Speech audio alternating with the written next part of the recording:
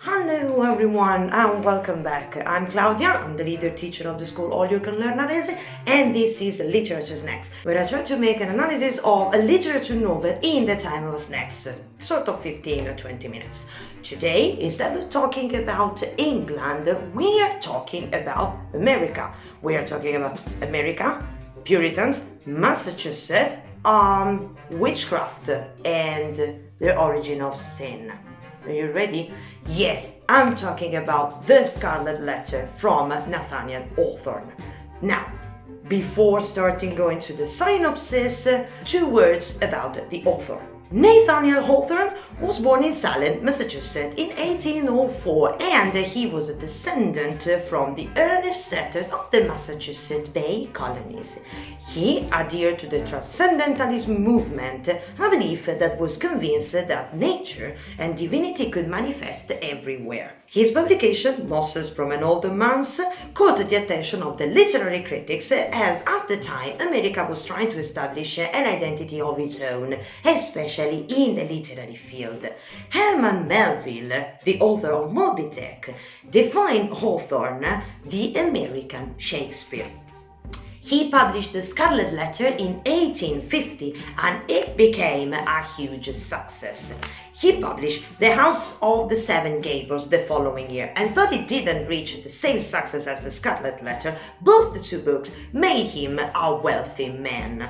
He has been also a political figure, as a college friend of his, Franklin Pierce, USA President from the 1853 to the 1857, appointed him as a United States Consul. He died in 1864. Let's go to the synopsis of the book The Scarlet Letter. The book opens up with a curious preamble that casts a shade of historical truth on the story, as it starts with a nameless narrator working as a customs surveyor in Salem. The narrator tells us about a discovery he has made in a custom house attic, a number of documents and a manuscript bound with a gold embroidered cloth shaped as an A. The documents recount of events occurred 2 centuries ago, and when the narrator lost his job at the custom post, he decided to write a fictional recount of the events, resulting in the book The Scarlet Letter. What is interesting is that Nathaniel Hawthorne was indeed the surveyor at the custom post of Salem, and he had indeed lost his job 1 year before publishing The Scarlet Letter. Let's go to the story. The story opens up in Boston in the 17th century, with a Puritan settlement leads a young woman, Hester Prynne, along with her infant, to the scaffold from the prison. She has an embroidered scarlet letter A on her breast, and we hear one of the men in the crowd explaining that she is being punished for adultery. Hester is not executed that day, but she has to stand on the scaffold for the whole day. Hester refuses by any means to reveal the identity of the father of the child, no matter how much pressure the community puts on her. She refuses to confess it also to her husband, who was presumed lost at sea, and when he arrives in Boston, he finds out that his wife is in prison and has given birth to a child. Hester sees him in the crowd while she is on the scaffold, but he signs him not to address to him, and she obeys. Her husband pays her a visit in prison, passing by a doctor, and tells her that he forgives her, but he insists that he will find the father of Hester's child. He remains in town and goes by the name of Roger Chillingworth, and he becomes the community physician. No one but Hester knows his real identity, so now Hester is custodian of 2 different secrets: her husband's identity, the father of her child's identity. Several years passes, and Hester is living in a cottage with Per. She is treated as an outcast from the community, but she supports herself by working as a seamstress. She makes all kinds of clothes for the community, but she sews primarily for the poor. She also sews clothing for her child, Pearl of all the possible flamboyant colors. So Pearl always stands out among the grayness of the community. When the community attempts to take Pearl away from Hester, Arthur Dimmesdale, the minister of the parish, as it is the clergyman, states that Pearl is there to remind Hester of her sin, and therefore she is there to save her soul. So Hester gets to stay with her child. In the meantime, Chillingworth has become very respected among the colony as a physician, as Dimmesdale is clearly sick of an obscure illness that makes him weak, and he often puts his hand on his heart as if it was the origin of the pain. The colony suggested that Chillingworth and Dimmesdale should go and live together. Chillingworth suspected that Dimmesdale is Pearl's father, and he actually tortures him mentally in order to have him revealing his secret. One night, when Dimmesdale is asleep, Chillingworth opens the minister's shirt and he finds out the proof that he wanted. He now knows how to torture him. Spoiler alert, Arthur Dimmesdale is indeed Pearl's father. As a reverend, Dimmesdale is more and more appreciated for his sermons about resisting sin, probably because he knows sin so well. He wants to confess to his congregation, but he lacks the courage to do so. So he keeps saying during his sermon that he himself is a sinner, but the congregation ends up only by admiring him more because they consider him a pious and devoted man. By the time Pearl is 7, Hester has gained the respect of the community, primarily because of all the charity she has been doing to the poor.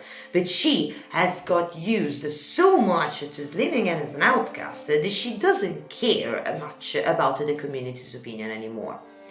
Hester sees how suffering the Dimmesdale is, and she confronts Chillingworth because she is convinced that he is the reason of Dimmesdale, his sickness. Chillingworth confesses of being tormenting Dimmesdale. He also confesses that he won't and he can't forgive him for what he has done to him. Hester meets Dimmesdale in the forest. They speak for the first time in 7 years, and he confesses of being completely miserable. Hester tells him the truth about Chillingworth and asks him forgiveness for having kept the secret from him. Dimmesdale forgives her, as if there was something to forgive, and they decided to leave the community and go living somewhere else as a husband and wife. Hester has made arrangement with the captain of the ship for leaving on the day of the election, after the governor is elected, but she is informed by the captain of the ship that Chillingworth is coming with them. After the election, Dimmesdale gives the best sermon he has ever given, and at the end of it, he gathers Pearl and Hester on the scaffold with him and confesses that he should have stood with her 7 days before. He opens his shirt and reveals a scarlet letter in his chest carved into his flesh. He dies soon after in Hester's arms. In the end, Chillingworth dies and leaves a huge inheritance to Pearl. Hester and Pearl leave the colony and go to Europe, but Hester will eventually come back to her cottage and wears the scarlet letter again. Hester and Dimmesdale are buried beside, but not too close to each other, and they share a tombstone with the Scarlet A on it.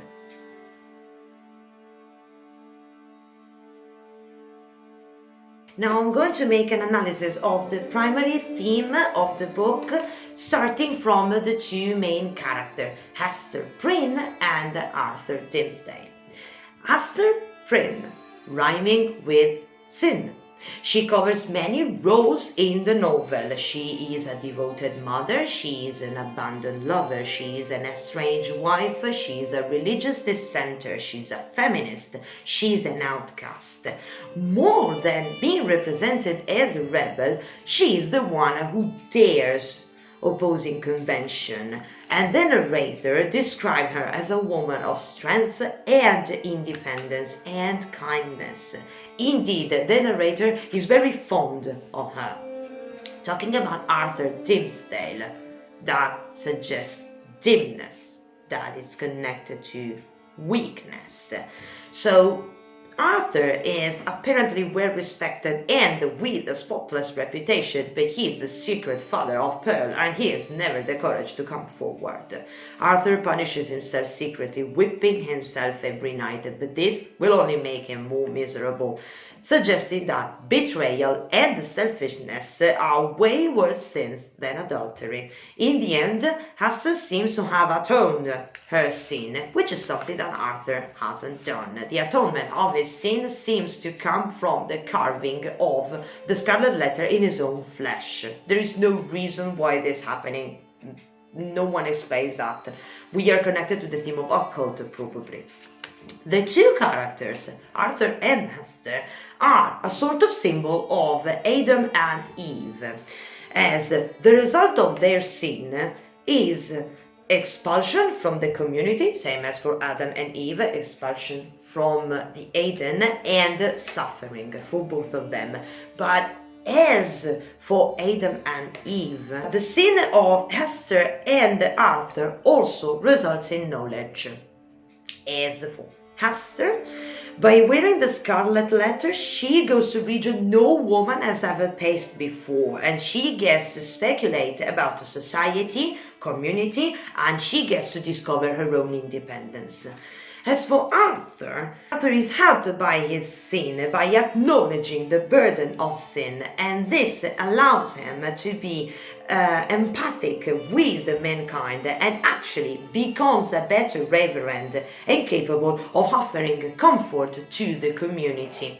The evolution that these two characters have thanks to her sin seems to suggest that it has led to a personal growth that is completely incompatible with the Puritan society, which is absolutely stagnant. Now, let's talk about the Puritan society. The Puritan society in the book is described as confining, unforgiving, and narrow-minded. Narrow-minded, the community is completely incapable of recognizing the real origin of evil. Now, evil is not in the act of love-making between Hester and Arthur, which is a sin. This is not evil. Evil is in the plotted and obscure revenge taken by Chillingworth, as evil generates from the close relationship between hate and love. The community is also described as unforgiving. The community, in fact, is merciless toward Mistress Hibbins. She's the governor's sister who is accused of witchcraft and executed 1 year after Arthur's death. The governor orders the execution of his own sister. This is how far the Puritan community is able to go. Now, talking about witchcraft, the theme of occult is approached with care and a lot of sensitivity in the book, as the state of Massachusetts is famous, or better, infamous, for the Salem witch trial. A series of hearings and prosecutions started in 1692 and ended in 1693, with the result of more than 200 people accused of witchcraft and 30 of them were found guilty.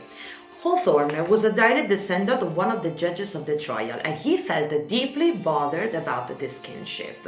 So, to redeem himself and probably to restore the memory of the victims, he depicted the witches as victims of the Puritans, who were punishing them only because they had tried to express natural feelings that the Puritans were trying to suffocate. There is an additional reason to why Puritans are so evilly depicted. Puritanism is a British inheritance. Now, remember when the Puritans fled England and established to America in order to be free and to practice their belief in the early 17th century? Okay, this was then. Hawthorne writes in the 19th century, and is a period where America is trying to establish its own identity, Therefore, a detachment from what comes from England was necessary. Pearl, the child born from the union of Hester and Arthur, can be seen as the symbol of new society coming to life. Watch this. The community accuses Pearl of being the product of sin, but Pearl, in reality, is the product of love, and she is wild and unconventional. She also becomes the strength and the triumph of her mother. Through Pearl, we can see an America tired of being considered a product of European colonialism and sometimes brutality, but a country that has now its own essence and has nothing to do with Europe anymore, especially England.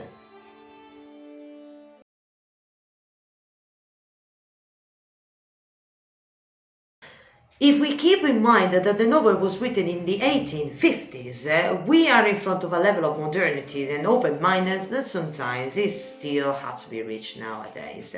Hawthorne chose a female protagonist that against all odds reveals herself to be the strongest and the most fearless of the whole community.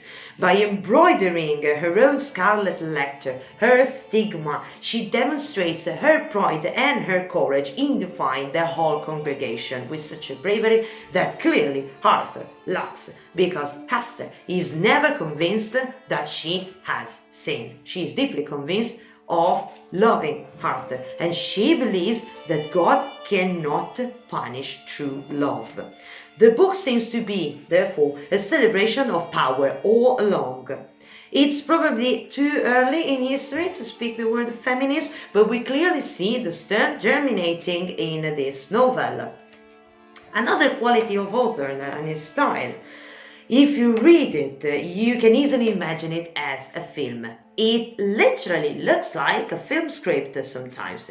His abilities of describing the community scene with all the congregation present, or the opening scene with Hester walking out of the prison and going to the scaffold with the child in her arm, are extraordinary. We can clearly see a new style completely different from European one coming to life. I really hope that I stand the curiosity for you to read The Scarlet Letter. There's a wonderful film adaptation from 1995 with Gary Oldman starring as Arthur Dimmesdale and Demi Moore starring as Hester Prynne. The film is freely adapted from The Scarlet Letter, which means that the director has took inspiration and has indeed enlarged the story. In fact, the film provides more context. There is also represented the relationship between the colony at the time and Native Americans. So thank you very much for being with us. I will kindly ask you, if you like my work talking about literature, please leave a comment and give us a like in order to prevent the YouTube algorithm to drown out all my work. You can also subscribe to the channel if you want to keep update about all the videos of literature that I set out. I set 2 videos per month, more or less. Now, pressing a like and leaving even a completely useless comment like your pet's name, I would be really grateful to you. This is the Facebook page of the school. This is the Instagram page of the school. This is our email address, and you can find the link to the school's website in the description. Hope to see you soon. Thank you very much. Bye bye.